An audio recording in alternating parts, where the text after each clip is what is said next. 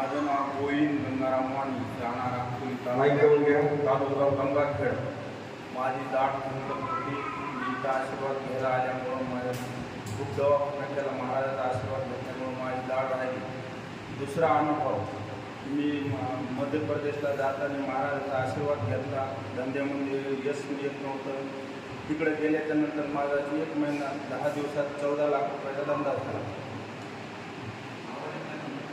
7वी वारी. माईक घेऊन घ्या मला. 7वी वारी. ते सांगताय मी गंगाखेड तालुक्यामध्ये कोणतं गाव, अंकोली तालुका गंगाखेड येथून ते आलेले आहेत. ते सांगताय की मला माझ्या व्यवसायामध्ये यश येत नव्हतं आणि दाढ खूप ठणकायची. इथं आलो, आशीर्वाद घेतल्यानंतर माझी दाढ टाकायची ठणकायची राहिली आहे. आणि दुसरा अनुभव सांगताय की माझ्या धंद्यामध्ये मला बरकत खूप छान मिळते.